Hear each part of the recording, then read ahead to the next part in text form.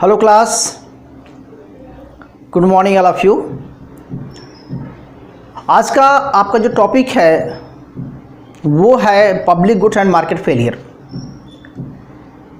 पिछले लेक्चर में हमने देखा कि मार्केट फेलियर की कंडीशन क्या होती है और किस कंडीशन में मार्केट फेलियर होता है, ये आपको पढ़ा चुका हूँ। और अब हम डिस्कस करने जा रहे हैं कि मार्केट फेलियर के जितने भी रीज़न हैं उस रीजन्स को वन बाय वन हम डिस्कस करेंगे। तो पहला रीजन मैंने लिया है मार्केट फेलियर का, public goods. And public goods की वजह से मार्केट फेलियर कैसे होता है ये हम इस टॉपिक में डिस्कस करेंगे आज। तो चलिए स्टार्ट करते हैं class, public goods and market failure.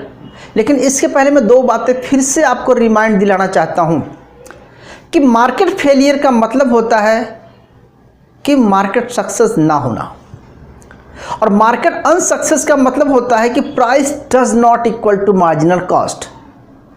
मतलब प्रोड्यूसर और कंज्यूमर अगर सेटिस्फाई नहीं है, यानी कि एक का मार्जिनल बेनिफिट ज़्यादा है और एक का मार्जिनल बेनिफिट कम है, यानी कि consumer surplus producer surplus equal होना चाहिए, या दोनों की इफिशिएंसी, दोनों की प्रोडक्टिविटी, दोनों का जो प्रॉफिट है वो इक्वल होना चाहिए, मैक्सिमाइजेशन होना चाहिए। तो उस कंडीशन को एक बार दोबारा से समझा देता हूँ आपको। हमने आपको स्टार्टिंग में पढ़ाया था क्लास कि जो प्राइस है हमेशा जो है वो मार्जिनल कॉस्ट के इक्वल होना चाहिए। दूसरी कंडीशन पढ़ाया था कि या हम इसे कह सकते हैं कि price equal to marginal utility. अगर एक्स का प्राइस दे रहा है तो मार्जिनल यूटिलिटी एक्स के बराबर होना चाहिए। ये कंज्यूमर की इफिशिएंसी की बात करता है।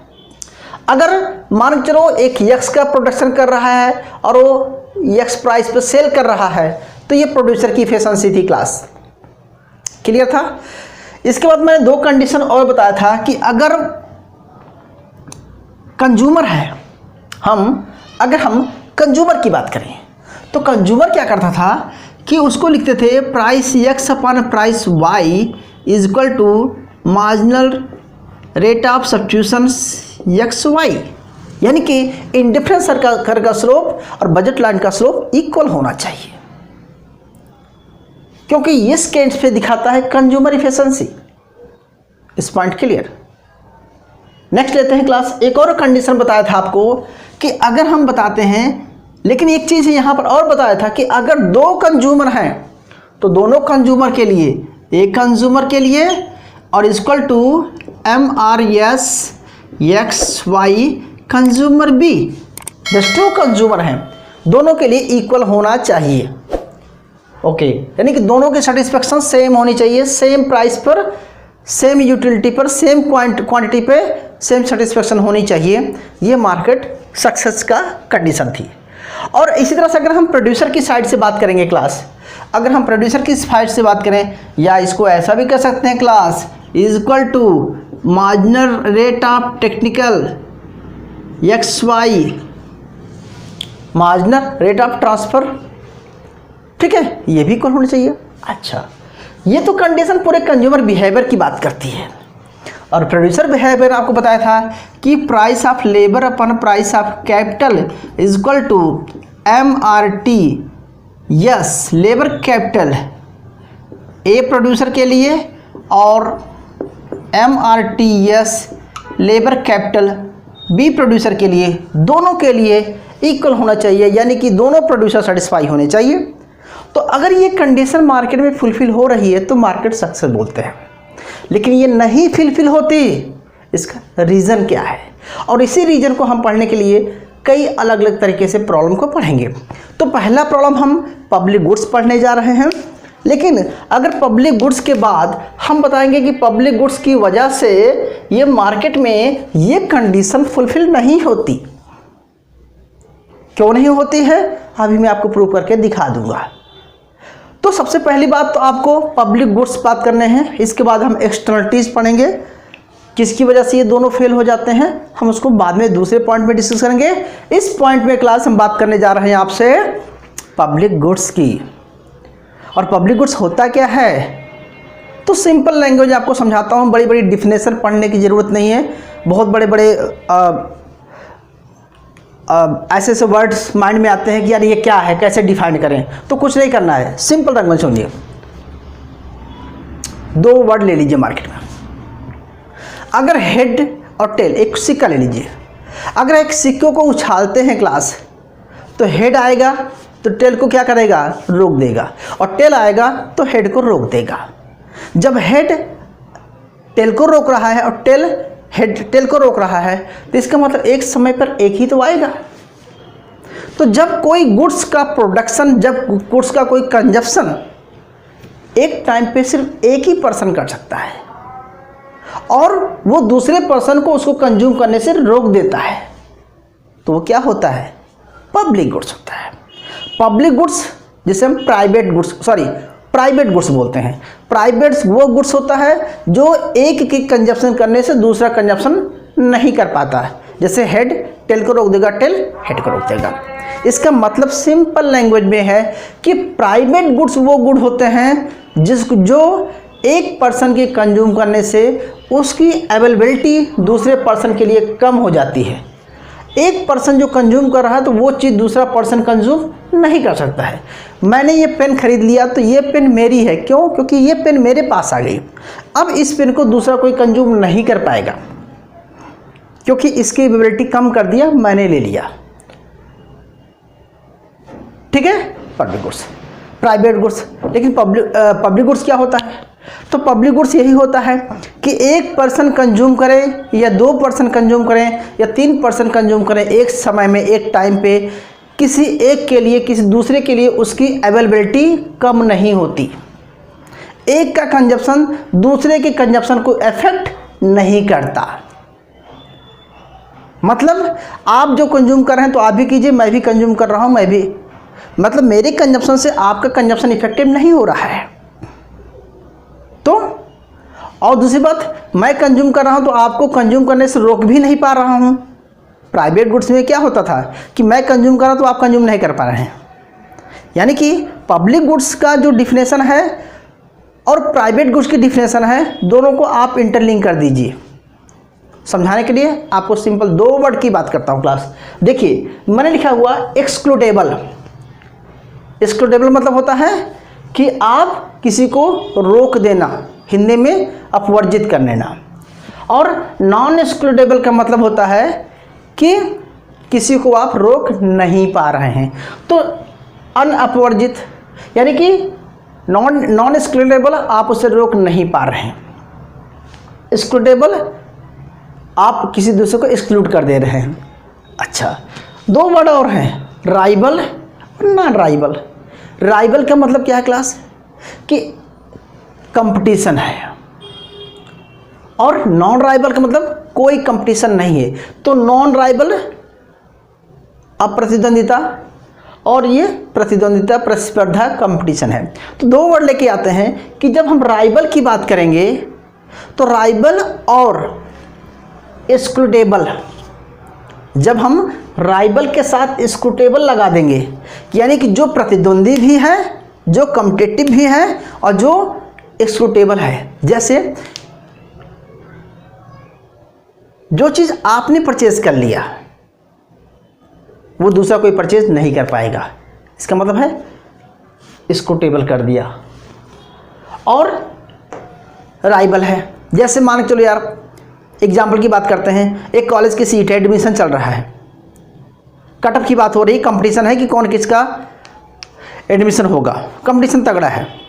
जब कंपटीशन तगड़ा है, लेकिन जैसे ही आपने एक सीट बुक कर लिया, आप कटअप में आ गए, आपने, ठीक है, तो यानी कि आपने क्या किया, किसी दूसरे को एडमिशन लेने से मना कर दिया।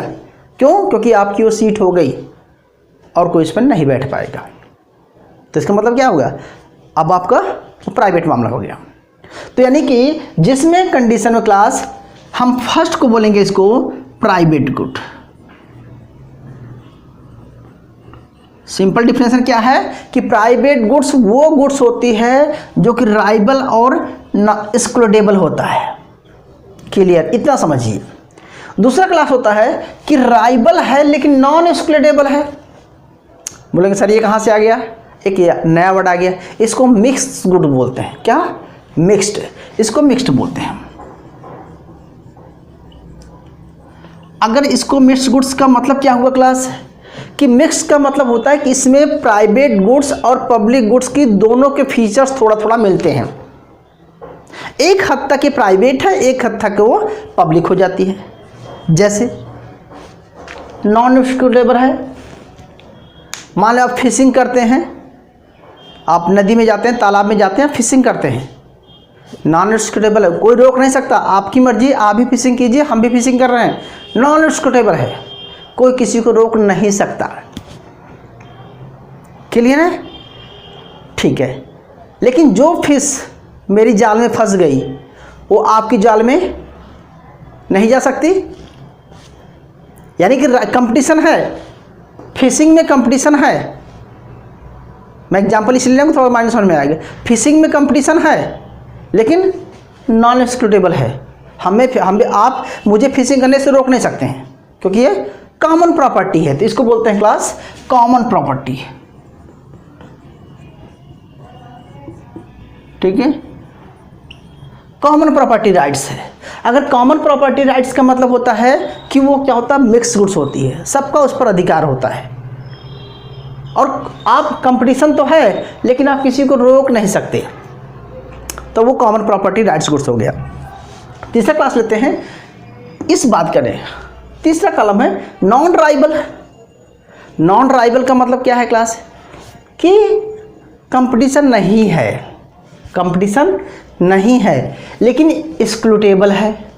बोलोगे सर ऐसे कैसे हो सकता है कि नॉन राइवल और एक्सक्लूडेबल है, इसमें इसको भी मिक्स गुड्स बोलते हैं, कुछ हद तक प्राइवेट है, कुछ हद तक पब्लिक है। कैसे, मान के चलो आप सिनेमा हॉल जाते हैं, ठीक है, 200 सीट है, 200 सीट है, ठीक है, जब तक 200 सीट है, लिमिटेड सीट है, 200 आप जाइए टिकट ले लीजिए, अगर सीट खाली है तो। और जैसे आपने टिकट ले लिया तो वो आपने क्या किया, किसी दूसरे को बैठने से मना कर दिया क्योंकि वो सीट आपकी हो गई। लेकिन जब तक 200 सीट्स अवेलेबिलिटी है तब तक कोई भी ले सकता है, तो कंपटीशन नहीं है लेने में, भाई सीट है, कंपटीशन नहीं है। ठीक है, एक लिमिटेड कैपेसिटी है बैठने की, तो उस केस में जब तक लिमिटेड कैपेसिटी है तब तक आप कोई भी टिकट ले सकता है। तो सिनेमा हॉल्स, ऐसे बहुत सारे एग्जाम्पल आपको मिल जाएंगे। जैसे ट्रैफिक है, भाई एक पुल है, उस पर एक साथ में कितने कारें गुजर सकती हैं, ठीक है, जितनी जा सकती हैं जाएंगी, एट ए टाइम की बात कर रहा हूँ। तो यह एक एट ए टाइम होता है, किसी पर्टिकुलर टाइम पे ऐसा भी सिचुएशन आती है जिसको हम नॉन राइवल और एक्सक्लूडेबल काउंट कर सकते हैं। क्लियर हुआ? कहने का मतलब है कि यहाँ पर क्या हो रहा है कि जब आपने सीट बुक कर लिया सिनेमा हॉल की, तो आपने क्या किया, किसी को एक्सक्लूड कर दिया, वो सीट आपकी हो गई। लेकिन जब आपने सीट बुक किया था तो राइवल कॉम्पिटिटिव नहीं था, तो ये भी यह क्या हो गया, मिक्स गुड्स हो गई। ठीक है, सिनेमा हॉल्स, ऐसे बहुत सारे एग्जाम्पल आपको मिल जाएंगे। मेन बात आती है तीसरी क्लास की होता है, इसको मिक्स बोलते हैं, लेकिन ये क्या होता है, एक पर्टिकुलर टाइम पे होता है, याद रखना है। ये टाइम वेरिएबल यहाँ पर इन्वॉल्व हो जाता है, हमेशा नहीं होता, एक टाइम वेरिएबल इन्वॉल्व हो जाता है। जब तक सीट है, जब तक अवेलेबिलिटी है, तब तक आप नॉन राइवल रहेगा। दूसरी बात है क्लास, हम फोर्थ की बात करते हैं, इसे बोलते हैं पब्लिक गुड्स। ठीक है, पब्लिक गुड्स का मतलब क्या हुआ कि जो भैया नॉन एक्सक्लूडेबल है और नॉन राइवल है, ना तो उसमें कंपटीशन है, ना तो आप किसी को रोक सकते हैं कंज्यूम करने से, वो पब्लिक गुड्स हो गया। जैसे डिफेंस हो गया, अगर आप इस कंट्री के पर्सन हैं, इस देश में रह रहे हैं, तो आपको यहाँ की सुरक्षा लेने से कोई रोक नहीं पाएगा और कोई कंपटीशन भी नहीं है। आप एयर पोल्यूशन, आपका मतलब जो भी आप कंज्यूम कर रहे हैं, डिफेंस है और सोशल सिक्योरिटीज़ है, बहुत सारी ऐसी चीज़ें होती हैं जो पब्लिक है, पार्क है, पब्लिक पार्क है। तो ये सब चीज़ें जो हैं क्या है, नॉन राइवल है और नॉन एक्सक्लूडेबल है। तो जो नॉन राइवल और नॉन एक्सक्लूडेबल होता है वो क्या हो जाता है क्लास, उसे बोलते हैं हम पब्लिक गुड्स। अब बहुत ज़्यादा डिफरेंस नहीं दे रहे पब्लिक की। पब्लिक गुड्स का मतलब होता है कि दो इम्पॉर्टेंट पॉइंट उसमें होने चाहिए, कैसा, नॉन एक्सक्लूडेबल और नॉन राइवल। तो अब हम बात करें क्लास कि what are the properties of public goods, क्योंकि हमें पढ़ाना है मार्केट फेलियर, और पब्लिक गुड्स की वजह से मार्केट फेलियर क्यों आता है ये बताना इसलिए ज़रूरी था। प्राइवेट गुड्स, मिक्स गुड्स, ठीक है, कॉमन प्रॉपर्टी और पब्लिक गुड्स। आगे हम आपको मेरिट गुड्स पढ़ाएंगे आपको भी। तो हमें यहाँ पर ये बताना है क्लास कि जो पब्लिक गुड्स की वजह से मार्केट फेलियर क्यों होता है। ये तो बड़ा बड़ा टास्क है सर, कैसे आप फाइंड करेंगे, क्योंकि अब हम बताना है कि पब्लिक गुड्स की वजह से ये कंडीशन कई बार फुलफिल नहीं होती, और ये फुलफिल नहीं होगी तो मार्केट फेलियर होगा। इसको आप अच्छी तरह से जान लीजिए। तो सबसे पहला पॉइंट आप नोट कर लीजिए कि जो पब्लिक गुड्स होता है वो होते हैं non rival and non excludable. ठीक है, ये पहली डिफिनेशन है, कभी भी एग्जाम में कभी भी आता है तो याद रखना कि आपको ये कंडीशन फुलफिल लगानी है। दूसरी प्रॉपर्टीज होती है कैपेसिटी लिमिटेशंस। पब्लिक गुड्स में भी कैपेसिटी लिमिटेशन होती है। जैसे मैंने बताया कि एग्जाम्पल, हाईवे पे चल रहे हैं आप, एक टाइम पे इतना ट्रैफिक हो गया, ट्रैफिक तो हो गया, जाना तो सबको उसी रास्ते से है, लेकिन उस टाइम क्या हो रहा है, कंपटीशन हो रहा है यार, कौन पहले निकले, किस रास्ते से निकल जाए। एक स्पेसिफिक टाइम पे हमेशा ट्रैफिक नहीं होता, हमेशा ट्रैफिक नहीं होता। तो कहने का मतलब है कि कैपेसिटी लिमिटेशन होती है। जैसे मान लो एक साथ कितनी गाड़ियाँ निकल सकती हैं एक साथ में, तो क्या है, या आप मेट्रो में ट्रैवल करते हैं कोई रोक नहीं पाता, लेकिन मेट्रो एक भरी पड़ी है पूरी तरह से, क्या होगा एक टाइम पे, तो वहाँ पर क्या हुआ कि भरी पड़ी है तो आप क्या हुआ, कंपटीशन तो नहीं है, लेकिन आप क्या हो रहे हैं वहाँ पर, एक्सक्लूड हो रहा है, आप नहीं जा सकते उसमें। ठीक है, लेकिन है पब्लिक गुड्स। मिक्स गुड्स समझ गए आप, जैसे आप टीवी है, घर पे टीवी चला के देख रहे हैं आप, अगर ज्योग्राफिकल पॉइंट ऑफ व्यू से बात करें, एरिया की पॉइंट ऑफ व्यू से करें जिसमें हम, तो इसका मतलब अगर टीवी घर में देख रहे हैं तो आपका प्राइवेट गुड्स हो गया। लेकिन वही टीवी आप पार्क में लगा करके और क्रिकेट देख रहे हैं, तो जो लोग वहाँ पास में जा रहे हैं वो भी क्रिकेट देखने लगे, तो इसका मतलब है कि आप उसको मना थोड़ी कर देंगे कि भैया आँख बंद कर लीजिए, हमें टीवी मत क्रिकेट मत देखिए जाइए, नहीं, आप उसको रोक नहीं पाएंगे। तो यानी कि आप नॉन एक्सक्लूडेबल है और कोई कंपटीशन में नहीं है, तुम भी खड़े हो देख रहे हो, तुम भी देख रहे हो, देखो भाई क्रिकेट देखिए।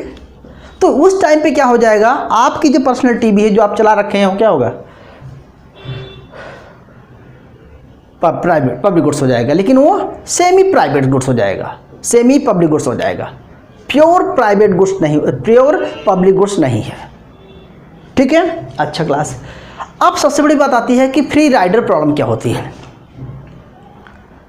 मान चलो जैसे पब्लिक गुड्स है, मान चलो DTS लगा हुआ है और आपने क्या किया, कटिया फंसा के आप काम कर रहे हैं, आप पे नहीं कर रहे हैं, क्या है वो, फ्री राइडर प्रॉब्लम हो जाती है।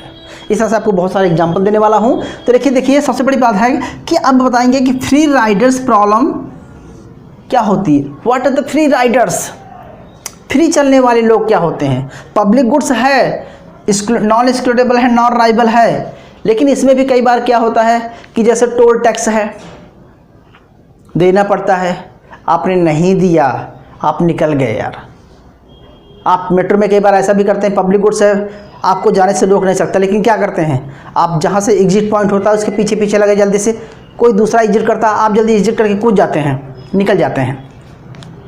तो क्या है वो, फ्री राइडर प्रॉब्लम है, चुपके से घुस गए, चुपके से निकल गए। इसकी वजह से क्या होता है, इसकी वजह से मार्केट फेलियर कैसे हो रहा है, ये मुझे आपको समझाना है यार। क्योंकि मार्केट फेलियर की कंडीशन क्या है कि सारे कंज्यूमर की सेटिस्फेक्शन सेम होनी चाहिए। एक व्यक्ति पे करके सफ़र कर रहा है और एक व्यक्ति बिना पे करके सफ़र कर रहा है, तो मार्जिनल सोशल बेनिफिट तो बराबर हुआ नहीं हुआ, बराबर। उसने बिना पे, उसको ज़्यादा सेटिस्फेक्शन मिल रही है, यार मैं तो फ्री सफ़र कर लिया, एक आदमी पे करके जा रहा है। यार मेरी बात क्लियर हो रही है। मुझे सिंपल पड़ा कि फ्री राइडर की वजह से मार्केट फेल कैसे होता है यार, क्योंकि एक पर्सन जब फ्री राइडर मैटर में घुस गया, ट्रैवल कर रहा है, तो उसने क्या किया, बिना पे किए एक सीट पे रिजर्व कर रखा है, तो उसने क्या किया, किसी की अवेलेबिलिटी को कम कर रहा है ना, और पेमेंट भी नहीं किया हुआ है। कहने का मतलब है कि एक पर्टिकुलर्स जो कॉस्ट पे करना चाहिए, हु डू नॉट पे देयर शेयर ऑफ कॉस्ट, उसका जो कॉस्ट आ रही है पर पर्सन वो पे नहीं कर रहा है। जैसे मान के चलो यार, एक एरिया है जहाँ पर अक्सर फ्लड हो जाता है, बाढ़ आ जाती है, तो वहाँ के लोकल लोग डिसाइड करते हैं कि यहाँ पर हम बनाते हैं डैम। ठीक है, गवर्नमेंट डैम बनाती है, गवर्नमेंट टेंडर निकाली है, ठीक है, कुछ इनिशियल प्राइस रख देती है कि सब लोग इतना इतना कंट्रीब्यूशन करेंगे। ठीक है, लेकिन आप वो पब्लिक प्रॉपर्टी है तो आप कंट्रीब्यूशन ना करें या ना करें, ये आप पर डिपेंड करता है। तो आपने पे नहीं किया, फिर भी आप जो है उस डैम बनने से जो सोशल सिक्योरिटी आपको मिल रही है कि बाढ़ आएगी कुछ आएगा तो हम भी सेफ रहेंगे, तो आपने पे नहीं किया है लेकिन फिर भी आप सेफ हैं। एक पर्सन जो उसको इनिशियली पे किया है, उस प्रोजेक्ट में इन्वॉल्व किया, कॉस्ट पे किया है, उसकी भी सेटिस्फेक्शन और आपकी सेटिस्फेक्शन में डिफरेंस हो जाएगा। और जब दो पर्सन की कस्टमर सेटिस्फेक्शन में डिफरेंस हो जाता है, उसी को बोलते हैं मार्केट फेलियर, क्योंकि हम चाहते हैं कि हर पर्सन की मार्जिनल सोशल बेनिफिट इक्वल रहे। तो हम ये कहेंगे कि फ्री राइडर की प्रॉब्लम की वजह से क्या आता है कि इफिशिएंसी मार्केट में नहीं आती है, और उस इफिशिएंसी को क्या बोलते हैं, क्लास हम कल पढ़ाए थे, मार्केट इफिशिएंसी। और मार्केट इफिशिएंसी में दो तरह की इफिशिएंसी है, क्या, कंज्यूमर इफिशिएंसी और प्रोड्यूसर इफिशिएंसी। तो पब्लिक गुड्स में मार्केट फेलियर होता है फ्री राइडर की वजह से, और फ्री राइडर की वजह से हो जाता है दोनों इफिशिएंसी कम हो जाती है। मार्केट इफिशिएंसी में प्रोड्यूसर इफिशिएंसी और कंज्यूमर इफिशिएंसी, यानी कि प्रोडक्शन की कॉस्ट किसी और पे पड़ जाएगी। मैंने बोला कि सबको मिलजुल के पेमेंट करना है, मान चलो, तो प्रोडक्शन की कॉस्ट किसी न किसी और पे पड़ जाएगी, और बेनिफिट किसका ना होना, किसी और का बेनिफिट हो रहा है, जो किसी पे नहीं किया उसका बेनिफिट हो रहा है। बात को समझने का प्रयास करना कि हम पे कर रहे हैं, आप नहीं पे कर रहे हैं। अगर मैं आप नहीं पे कर रहे हैं तो इनडायरेक्टली जो पे है वो किसी दूसरे पे जा रहा है। तो यानी कि जो प्रोड्यूसर है जो कि आपको सर्विस प्रोवाइड करना चाहता है वो तो करेगा क्योंकि वो पब्लिक गुड्स है, लेकिन उसकी कॉस्ट उसको ज़्यादा बियर करना पड़ रहा है। ठीक है, तो यानी कि हमें कहेंगे कि पब्लिक गुड्स की वजह से, public goods and Pareto efficiency की बात करेंगे कि पब्लिक गुड्स आने से पेरेटो एफिशिएंसी नहीं हो पाती, और पेरेटो एफिशिएंसी ना होने का मतलब है कि हम पढ़ेंगे कि how public goods causes market failure. क्यों, अब मैं सिंपल बता देना चाहता हूँ कि जो पब्लिक गुड्स है वो फेलियर का रीज़न क्या है कि पेरेटो एफिशिएंसी नहीं आती। पेरेटो एफिशिएंसी का मतलब क्या था कि कंज्यूमर एफिशिएंसी, प्रोड्यूसर एफिशिएंसी, जो कि हमने बताया ये इक्वल होनी चाहिए, ये इक्वल नहीं हो रही है, यानी कि डिमांड इक्वल टू सप्लाई नहीं हो रही है। डिमांड ज़्यादा है, यहाँ पर सप्लाई कम है। ठीक है, बात समझे ना। जैसे एक एग्जांपल अब याद आया कि आप ट्रेन में सफ़र करते हैं, एक पर्सन जो है थर्ड एसी सेकंड एसी का सीट बुक करके गया हुआ है, फर्स्ट क्लास, आप फ्री राइडर घुस जाते हैं, आपने थर्ड एसी का पूरा एंजॉय किया, टीटी बीच में मिल गया, उसको 100 रुपये पकड़ा दिया। ठीक है, आप क्या किए, आपने किसी के सेटिस्फेक्शन को कम किया, क्योंकि रात भर उसको डिस्टर्ब करेंगे, आप गाना चलाएंगे, कुछ करेंगे। वो पर्सन जो बुक किया हुआ है, या ऐसे जनरल डिब्बे में देखिए जो टिकट लेके बैठा हुआ है और आप बिना टिकट के सफ़र कर रहे हैं, तो क्या हो रहा है, यही है फ्री राइडर प्रॉब्लम। इसकी वजह से मार्केट जो प्रोड्यूसर है उसकी कॉस्ट तो उतनी आ रही है, लेकिन अदर का सोशल बेनिफिट कम हो जाता है, क्योंकि और हमारी इकोनॉमिक कंडीशन क्या है कि नॉन राइवल नॉन कंपटीशन है, तो एक के कंजप्शन से दूसरे का कम हो जा रहा है। इसको ध्यान समझना। तो मेरा कंसर्न है कि जब पेरेटो एफिशिएंसी आएगी तो क्लास, तो ये किसकी वजह से आती है, मार्केट फेलियर, फ्री राइडर के प्रॉब्लम की वजह से। तो फ्री राइडर की वजह से क्या हो जाता है, मार्केट फेल हो जाता है। अब मैं इसको एक सिंपल ग्राफ में समझाता हूँ कि किस तरह से आप करेंगे, इसको किस तरह से समझाएंगे। क्लास थोड़ा सा लंबा हो जा रहा है क्लास, पर कोई नहीं, नोट करना अच्छे से आप। अच्छा, हम बात करते हैं क्लास, देखिए मान के चलो क्लास, ध्यान से समझाता हूँ आपको, थोड़ा सा पेशेंस के साथ समझिएगा। ठीक है, मान के चलो क्लास, एक ग्राफ लेते हैं, प्लीज़ साथ के साथ बना लीजिए तो ज़्यादा अच्छा रहेगा। देखो मैं बोलता हूँ कि इस पॉइंट पर हम ले रहे हैं marginal benefit and price and cost. हम तीन चीज़ें यहाँ पर ले रहे हैं क्लास, कॉस्ट, प्राइस और मार्जिनल बेनिफिट ले रहे हैं। अच्छा,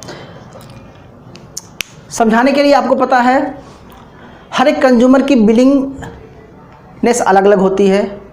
बिलिंगनेस का मतलब होता है कि किसके लिए कितना पे करना चाहता है, और जो एक्चुअल में पे करता है उन दोनों का डिफरेंस क्या होता है, कंज्यूमर सरप्लस होता है। ठीक है। अच्छा, दूसरी बात है कि थोड़ा सा समझिए क्लास कि मान के चलो, एक एग्जांपल तौर पे आपको समझा रहा हूँ। आप लीजिए, मान के चलो Q1 क्वांटिटी है, ठीक है। इस Q1 क्वांटिटी के लिए मान के चलो क्लास दो कंज्यूमर हैं, मान के चलो 2 कंज्यूमर हैं, एक है A कंज्यूमर, एक है B कंज्यूमर, ठीक है। Q1 क्वांटिटी परचेज कर रहे हैं। इस Q1 क्वांटिटी के लिए दो कंज्यूमर अलग अलग पे करना चाहते हैं। मान के चलो क्लास A पर्सन है वो A1 पे करना चाहता है, B पर्सन है वो B1 पे करना चाहता है। ठीक है क्लास, मैं आपको सिंपल समझा रहा हूँ। तो इसका मतलब हुआ कि एक पर्सन जो है OQ1 के लिए कौन सा प्राइस देना चाहता है, Q1 A1 प्राइस देना चाहता है। A पर्सन जो है OQ1 क्वांटिटी के लिए हम मान चले यहाँ पर हम मान चलते हैं कि Q1 A1 जो है प्राइस पे कर रहा है। ओके, ठीक है।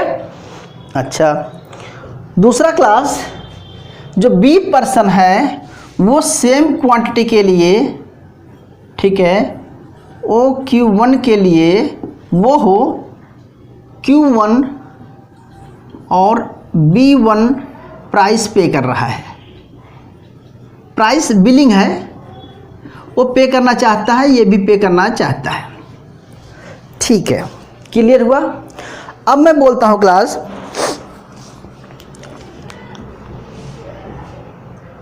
एक दूसरा क्वांटिटी लेते हैं। मान के चलो क्लास Q1 है, Q1 है। Q1 क्वांटिटी के लिए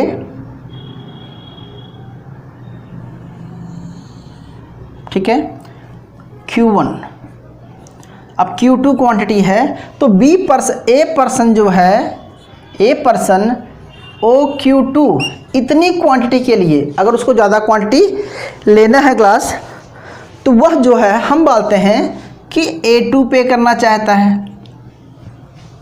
ओके, यानी कि इस क्वांटिटी के लिए ज़्यादा परचेज करेगा तो वो जो है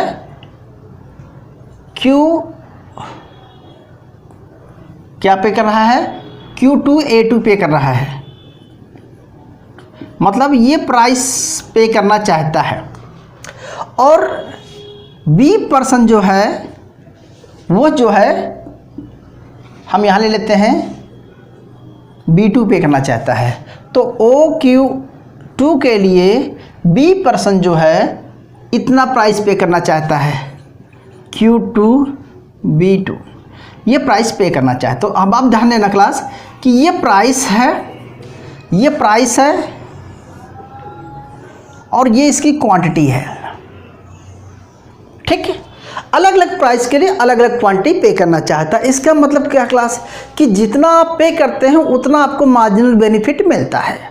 तो अगर मैं एक क्लास ऐसा भी कहूँ कि अगर मैं एक ग्राफ बना दूँ कि यार चलो ठीक है हम इन दोनों को मिला देते हैं, A2 और A1 और A2 को मिला देते हैं, तो ये हमारा क्या बन जाएगा क्लास, या A पर्सन यानी कि ये marginal benefit for A person का बन जाएगा। ठीक है, और अगर इसी तरह से हम इसको भी मिला देते हैं क्लास, दूसरे को मिला देते हैं, तो ये क्या बन जाएगा, marginal benefit for B person, यानी कि बी पर्सन क्या पे करना चाहता है अलग अलग क्वांटिटी के लिए, और ये पर्सन अलग अलग क्वांटिटी के लिए पे करना चाहता है। तो ये क्या हो गया, एक पर्सन इसी के लिए A1 पे करना चाहता है, दूसरा पर्सन इसी के लिए B1 पे करना चाहता है। तो ये प्राइवेट गुड्स हो गया। डिफरेंट पर्सन है डिफरेंट एबिलिटी टू पे सेम प्राइस के लिए, प्राइवेट गुड्स को अलग अलग पे हो गया। अब यहाँ पर हमारे पास दो ये डिमांड कर्व हो गए। क्या हो गए क्लास, ये दो डिमांड कर्व हो गए भाई, ठीक है। अच्छा है, अगर इन दोनों के डिमांड कर्व को मिला दें हम क्लास, तो हमारा क्या बन जाएगा, इन दोनों के डिमांड कर्व को मिलाएंगे तो पूरा मार्केट डिमांड कर्व बन जाएगा। तो यानी कि मार्केट डिमांड कर्व देखो, इंडिविजुअल प्राइवेट गुड्स से हम पब्लिक डिमांड कर्व नहीं निकाल पाते हैं, लेकिन हम एज्यूम करते हैं क्लास कि अगर हमारे पास इन दोनों को मिला देंगे, इस क्वांटिटी और इस क्वांटिटी को मिला दे, तो एज्यूम करो कि आपकी क्वांटिटी इतनी हो जा रही है, तो टोटल क्वांटिटी इतनी हो रही है। कितनी, यानी कि टोटल क्वांटिटी क्या हो रहा है, A प्लस B दोनों को मिला करके क्वांटिटी और प्राइस, क्वांटिटी एंड प्राइस, तो क्वांटिटी हो जा रहा है A और B दोनों को मिला करके क्वांटिटी, प्राइस क्या हो जाएगा हमारा, मान के चलो OQ हो गया क्लास, OQ हो गया, ठीक है। लेकिन प्राइस क्या हो जा रहा है, प्राइस दोनों का एवरेज ले लेंगे। अब हम देखेंगे कि इस क्वांटिटी के लिए टोटल जो क्वांटिटी है अगर देखेंगे तो क्या निकलेगा क्लास, तो यानी कि पूरी मार्केट का डिमांड कर्व निकालेंगे तो हमारे पास एक न्यू डिमांड कर्व बन जाएगा। थोड़ा सा इसको हम बड़ा कर देते हैं क्लास, ध्यान समझना प्लीज़। ये अब हम पूरा का पूरा डिमांड कर्व बना देंगे, ये डिमांड कर्व, और इस डिमांड कर्व को क्या बनेगा क्लास, ये दोनों का सिग्मा मार्जिनल बेनिफिट, दोनों का मार्जिनल बेनिफिट है। तो ये इंडिविजुअल डिमांड कर्व है A पर्सन का, ये डिमांड कर्व है B पर्सन का, तो हम इसको बोलेंगे A प्लस D का डिमांड है, A प्लस B दोनों का डिमांड का है, और दोनों के ये डिमांड कर्व क्या प्राइस के साथ इन्वर्स रिलेशन है, ठीक है। तो इस पॉइंट पर क्या हुआ दोनों। अब हम कहेंगे क्लास कि जब हम इसकी बात करते हैं तो इसका मतलब होता है, इसको हम ऐसे दिखाएंगे। अब हम एक बात और करते हैं क्लास, मान के चलते हैं कि मार्केट में जो सप्लाई है मार्जिनल कॉस्ट है वो क्या है, फिक्स है। गवर्नमेंट का कोई प्रोजेक्ट है उसकी कॉस्ट फिक्स मानता है, एज्यूम करते हैं। तो अगर हम फिक्स कॉस्ट मान लेते हैं क्लास, थोड़ी देर के लिए मान लेते हैं, तो हम ऐसा बनाएंगे, मान के चलो ये हमारा मार्जिनल कॉस्ट हो गया, ओके। अब हम क्या कहेंगे कि थोड़ा सा इसको हम बड़ा कर देते हैं, थोड़ा समझने के लिए आपको, ठीक है। ये था मार्जिनल बेनिफिट फॉर बी का, ये था मार्जिनल बेनिफिट फॉर, ये नीचे नहीं जाएगा, याद रखना नेगेटिव जाता है, ठीक है। अब हम बोलते हैं मान लीजिए क्लास इक्विलिब्रियम कहाँ पर हो रहा है, इक्विलिब्रियम पॉइंट हमारा ये हो रहा है, तो हम बोलेंगे क्यू है। ये पॉइंट पर, इस पॉइंट पर क्या हो रहा है क्लास, इस पॉइंट पे हो रहा है पेरेटो इफिशिएंसी। पेरेटो इफिशिएंसी का मतलब होता है कि डिफरेंट दो कस्टमर हैं, ध्यान देना, यहाँ पर एक कितना पे करेगा, देखो अगर टोटल पेमेंट की बात करें तो ये इतना पे कर रहा है, ये इतना पे कर रहा है, तो टोटल जो पेमेंट हो रही है, टोटल प्राइस जो है एवरेज कितना हो रहा है, इसको M मान लीजिए, और इस पॉइंट पे मान लीजिए B मान लीजिए, इसको N मान लीजिए। बात समझ में आ रही है। देखो M का मतलब होता है कि total payment, marginal cost, total price ये हो जा रहा है, एक पर्सन इतना पे कर रहा है, दूसरा पर्सन इतना, तो इस क्वांटिटी के लिए ये पब्लिक गुड्स प्राइस आ रहा है पूरी मार्केट का, और इस क्वांटिटी के लिए इतना आ रहा है, और इस पॉइंट पर दोनों इक्वल हो जा रहे हैं। तो इसका मतलब है क्लास कि जो OE पॉइंट है, ठीक है, ये OE क्या है, इन दोनों का अलग अलग प्राइस है, यानी कि H मार्जिनल कॉस्ट कितनी है, यहाँ पर मार्जिनल कॉस्ट कितनी है, OH है क्लास, ठीक है, और दोनों का मार्जिनल बेनिफिट कितना हो रहा है, दोनों मिला के कितना पे कर रहे हैं। इस पॉइंट पर मार्जिनल कॉस्ट मतलब जो प्राइस है वो किसका हो रहा है, 1%। देखो इसको आप A3 मान लीजिए। तो इस क्वांटिटी के लिए A% जो है A% पे कर रहा है इस प्राइस के लिए इतना, कितना, OQ के लिए आप कहेंगे QA3, A% के 3 पे कर रहा है, और जो B% है वो कितना पे कर रहा है, इसको मान लीजिए B3, कितना इसको मान लीजिए OQB3। अब आप क्या करेंगे, इसको मिला देंगे, टोटल प्राइस क्या हो जाएगा क्लास, ई पॉइंट पर, इस ई पॉइंट पर ध्यान समझना, इस ई पॉइंट पर हमारा हो गया QA3 plus QB3 equal to QE। ठीक है, तो यहाँ पर प्राइस हो गया, यानी कि इस पॉइंट पर क्या हुआ कि price equal to marginal cost equal to marginal benefit हुआ, क्योंकि इस पॉइंट पर मार्जिनल कॉस्ट, हमने पहले आपको बताया था क्लास कि price equal to marginal cost, और मान चलो ये यक्स गुड्स है तो यक्स गुड्स की वन क्वांटिटी है, यक्स गुड्स की दूसरी क्वांटिटी है, और टोटल यक्स गुड्स का प्रोडक्शन है। तो टोटल यक्स गुड्स के प्रोडक्शन करने के लिए गवर्नमेंट की मतलब टोटल जो प्रोडक्टिव इंस्टीट्यूशन है, जो प्रोडक्शन प्रोड्यूसर है, उसकी कॉस्ट कितनी आ रही है, इतनी आ रही है। क्लियर। और वो क्या कर रहा है, अलग अलग पर्सन को सेल कर रहा है। एक पर्सन इतना पे कर रहा है, दूसरा पर्सन का इतना आ रहा है, यानी कि एक पर्सन इस प्राइस पर इतना परचेज करना चाहता है, दूसरा पर्सन इस प्राइस पर इतना परचेज करना चाहता है। अलग अलग उसने बेचा जरूर, जितनी अलग अलग एबिलिटी है, अलग अलग पे कर रहा है, तो अलग अलग सेटिस्फेक्शन है। यहाँ पर डिफरेंट प्रोड्यूसर का डिफरेंट, कंज्यूमर का डिफरेंट सेटिस्फेक्शन है, लेकिन ओवरऑल हमने मिला दिया तो यहाँ पर आता है। तो परेटो एफिशिएंसी कहता है क्या है कि ऐसा पॉइंट जहाँ पर एक पर्सन की सेटिस्फेक्शन बढ़ाने के लिए दूसरे पर्सन की सेटिस्फेक्शन को कम करना पड़ेगा, तब ये परेटो एफिशिएंसी ला सकते हैं। यानी कि उतना ही प्रोडक्शन है, उतनी ही कॉस्ट है। पॉइंट समझ में आएगा कि यानी कि इस पॉइंट पर जो ई पॉइंट है, इस ई पॉइंट पे दो चीज़ें इंपॉर्टेंट हो जा रही हैं। इसे बोलते हैं इकोनॉमिक इफिशिएंसी। क्या बोलेंगे आप इसे, इफिशिएंसी, इकोनॉमिक इफिशिएंसी। क्यों? क्योंकि यहाँ पर प्रोड्यूसर और कंज्यूमर इफिशिएंसी दोनों है। यही वो पॉइंट है जो इसकी बात करता है, यही पॉइंट है, ये पॉइंट है। यानी कि हम इस पॉइंट की बात करेंगे, यानी कि यहाँ पर मार्केट सेटिस्फेक्शन है। तो अगर हम ग्राफ के माध्यम से समझें तो क्या होगा, इस क्वांटिटी के लिए, इस क्वांटिटी के लिए क्या देखो क्या है, ये इक्विलिब्रियम है, लेकिन यहाँ पर अलग अलग पे कर रहा है तो इक्विलिब्रियम पॉइंट नहीं है। मतलब यह ऐसा पॉइंट है जहाँ पर पूरी मार्केट का डिमांड और पूरी मार्केट की सप्लाई इक्वल है, no under production, no over production. ये सब बात तो समझ आ गया, ठीक है।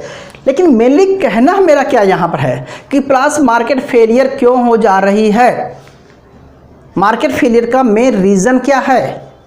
तो मार्केट फेलियर का मेन रीज़न है फ्री राइडर। अगर फ्री राइडर आ जाएंगे तो ये पर्सन जो पे नहीं कर रहा है और एक पर्सन जो पे कर रहा है, ठीक है, तो क्या होगा, फिर ये कंडीशन फुलफिल नहीं हो पाएगी। तो क्लास ये था कि फ्री राइडर की प्रॉब्लम की वजह से किस तरह से मार्केट फेलियर होता है, यानी कि यहाँ पर जो एलोकेटिव एफिशिएंसी है वो डिफरेंस हो जाएगी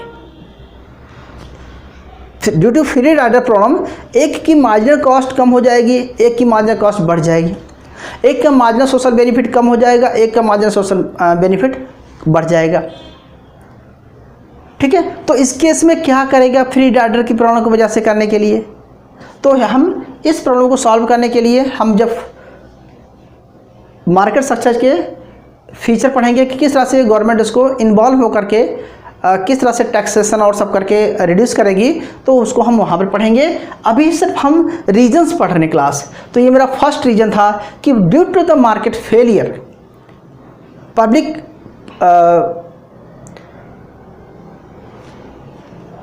गुड्स की वजह से मार्केट फेलियर क्यों हो जा रहा है? तो रीज़न यही है क्योंकि फ्री राइडर प्रॉब्लम आ जाती है, और फ्री राइडर की वजह से एफिशिएंसी वगैरह जो प्रोडक्टिव एफिशिएंसी है, जो हमारी कंडीशन है, वो फुलफिल नहीं हो पाती है। तो क्लास मुझे ऐसा लगता है कि मैं आपको समझाने में सफल रहा हूँ। अगर फिर भी कोई डाउट रहे तो प्लीज़ आप फिर से अगली क्लास में डिस्कस कर लेंगे, और मुझे आप मैसेज भी कर सकते हैं, कमेंट बॉक्स में लिख सकते हैं। ठीक है, तो ठीक है, हम मिलते हैं इस लेक्चर के बाद दूसरे लेक्चर में, जिसमें पढ़ाएंगे आपको एक्सटर्नलिटीज़ के माध्यम से किस तरह से मार्केट फेलियर होता है। So please note down, if any query so you can ask me again.